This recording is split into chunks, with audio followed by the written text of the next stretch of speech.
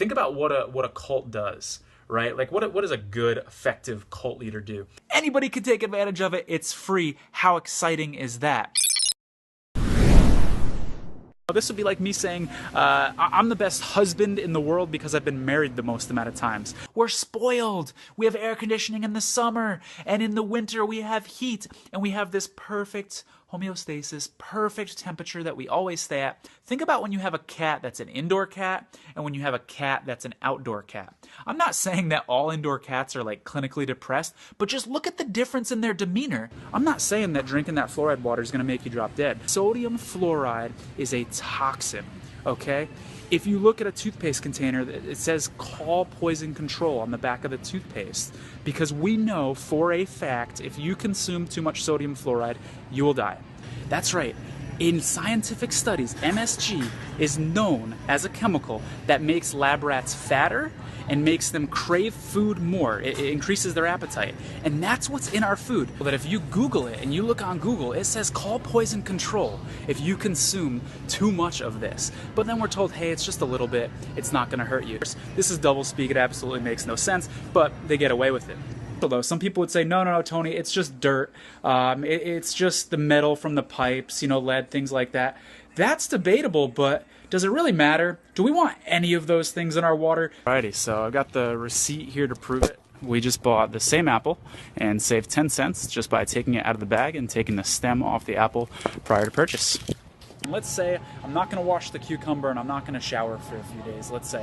One definite and one potential cancer-causing substances in here. Like, is it really worth it to be chewing gum? I mean, how many times have you jokingly said to people like, oh, I wish there was more time in the day. There's not enough time in the day. What if you could literally make more time in your day by sleeping less but still being just as healthy? I want you to think about partially hydrogenated oils like that friend that you hang out with, but you don't know how he got invited to things. You don't know why he's there. He really serves no purpose, but he keeps showing up. That's how you should think of partially hydrogenated oils. Like, it's almost as if like Weight Watchers got together and they said, let's invite all the worst ingredients there are in food into this box. And then like those ingredients had babies. And those ingredients were even worse than their parents. And they were just sitting in this box waiting for you to eat them. That's how bad it is. This is a potpourri of toxins. That's what I'm holding right here. We've got a concoction here. We've got a constellation of toxins in this product right here. There's more evaporated cane juice in it than pumpkins on the pumpkin cereal, okay? The very first ingredient, even on the honey barbecue sauce, there's more high fructose corn syrup in it than honey. And here, look at this, this is beautiful. Ingredients, peanuts. There's only one ingredient, peanuts, in this whole thing. And you see that liquid? Do you see that liquid moving around in there?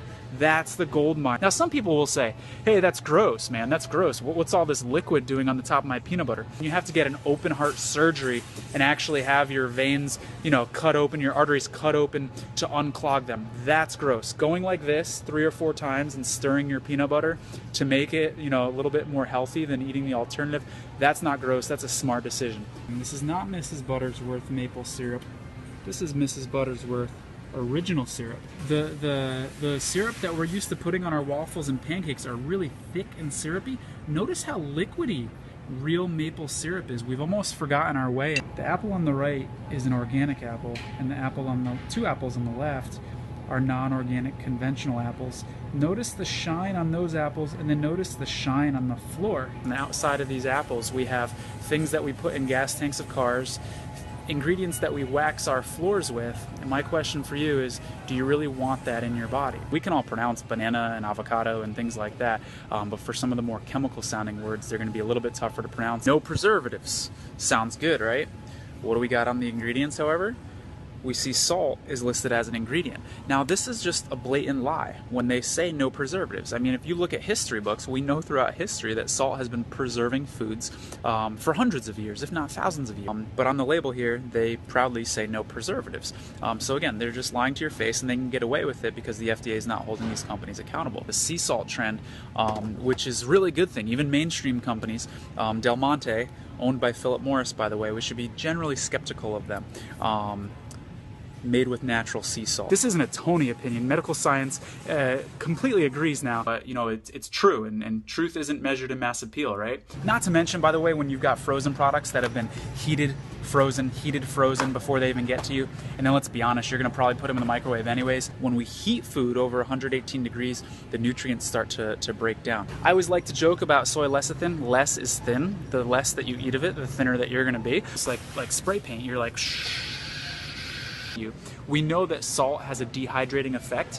Why is it in a product, water, which is actually meant to hydrate you? They're saying that there's no sodium in the product, but there is salt as the ingredient. They're rounding down. This is deception. There absolutely is sodium. And all the adverse health reactions that are reported to the FDA, 75% of them are traced back to aspartame.